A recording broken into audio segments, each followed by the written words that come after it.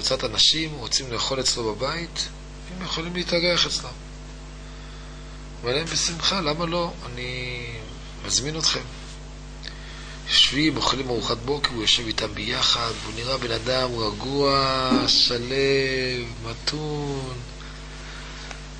ב-12 בצהריים הם רואים נכנס גוי לבית, נותן 3 דפיקות עם פטיש ויוצא החוצה.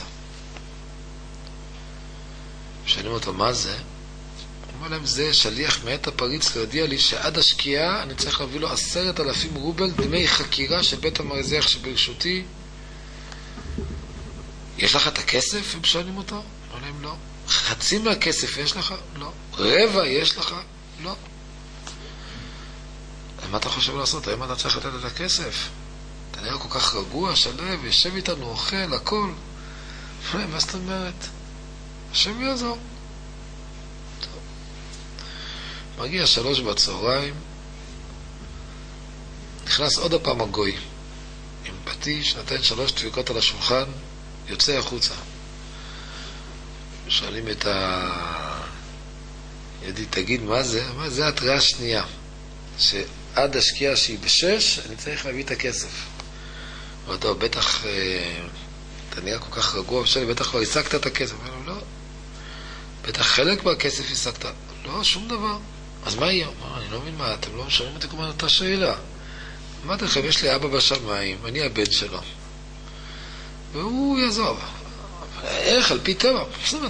טבע משחק עליו תפקיד. הוא יעזור. יש לו את הדרך שלו, מה השאלה? איך? אני בטוח שהוא יעזור לי. טוב. הוא ממשיך, יושב איתם, בדיחות, מוציא קצת משקה, אומרים לחיים. איך אומרים? בסטלן מוחלט. הכל בסדר גמור. 5 בערב נכנס הגוי, דופק על השולחן 3 פעמים, יוצא, מה זה? זה התראה שלישית, עוד שעה שקיעה. זה הסימן של זה. תגיד, מה יהיה? אתה יודע, אתה עלול להיכנס עכשיו לכלא לשנים ארוכות. הוא אומר להם, אני לא מבין מה, אתם כל הזמן שואלים אותם שאלות. אבא שלי יעזור לי. הוא, בשבילו להשיג את הכסף תוך 20 שעות ותוך שעה זה אותו דבר. הוא יעזור, הוא ישיג את זה, מביא לי את זה, יהיה בסדר. ואני בטוח שהוא יעזור לי, זה בסדר גמור. טוב, יושב איתם, הכל רגיל. 5:45, הבן אדם ניגש במהירות לקולב, מוריד את החליפה, שם את הכובע ויוצא החוצה. אני שואל, לאיפה אתה הולך? אומר לפריץ, השגתי את הכסף? לא השגתי. אז מה אתה הולך? אני צריך להגיע אליו הביתה, בשקיעה להביא לו, אז אני רץ מה שאני אספיק להגיע אליו. אבל אין לך את הכסף, השם יעזור. מה שאתה אומר לתלמידים, בוא נלך אחריו. הולכים אחריו, הוא הולך ככה מהר, בלחץ, הוא צריך להגיע בזמן. בכיס אין לו שקל. הולכים. פתאום רואים מולו נוסעת מרכבה, עוצרת לידו, והם מרחוק הולכים, רואים שהוא מנהל ויכוח עם האדון של המרכבה, ויכוח כזה עצבני קצת, ולא מתפשרים, והוא ממשיך לרוץ לכיוון הפריץ. והעגלון ממשיך ככה, פתאום העגלון מתחרט, מסתובב, נוסע אחריו, עוד ויכוח קטן, הוא נותן לו שקית מלאה מטבעות. הם מיד רצים, מה קורה?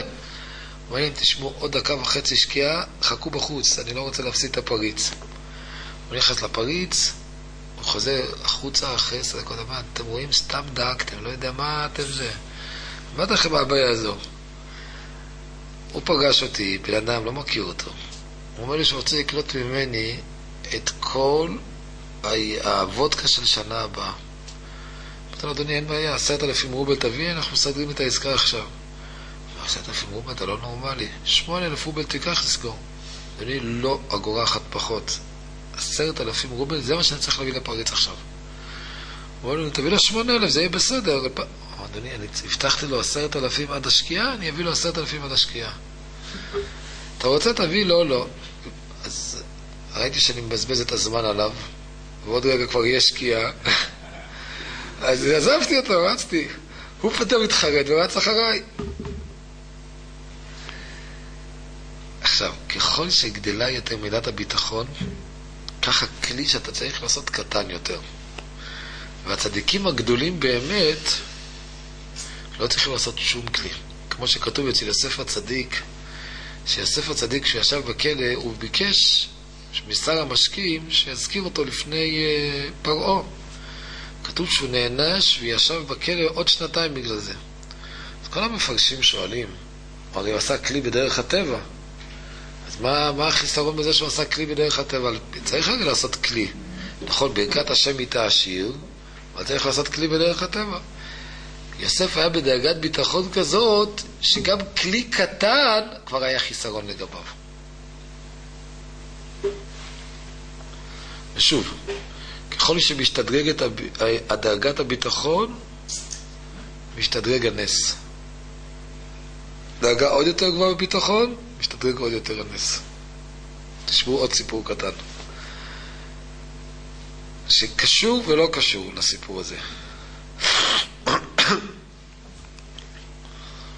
היה פעם אחת יהודי בזמן הבעל שם טוב, שהיה לו פריץ שהיה איש מאוד טוב.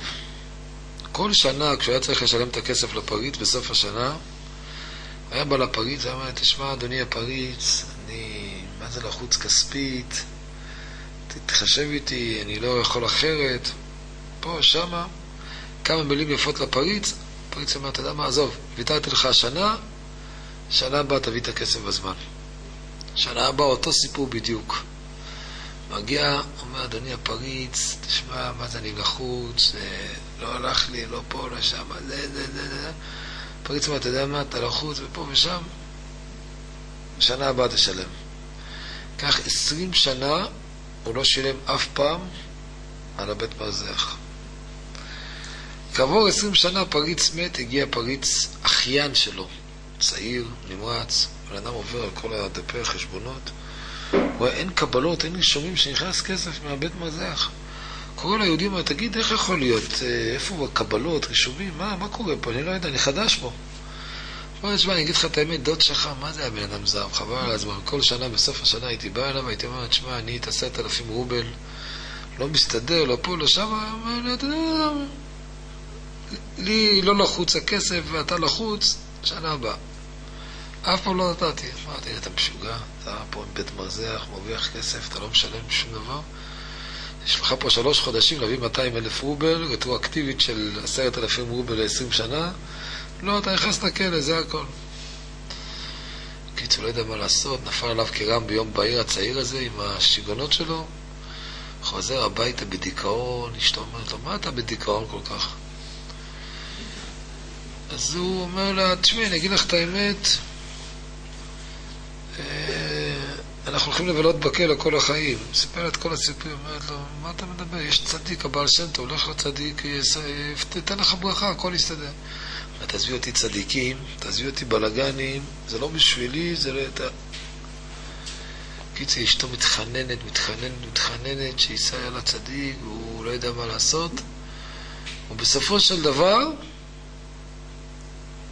נסע, הגיע לבעל שם טוב, נכנס לחדר של הבעל שם טוב, פרץ ובכי, סיפר את כל הסיפור. אחרי שהוא גמר את כל הסיפור, אומר לבעל שם טוב, עכשיו אני אשאל אותך סתם שאלה. למה לא שילמת? כל שנה, בסוף השנה, למה לא שילמת?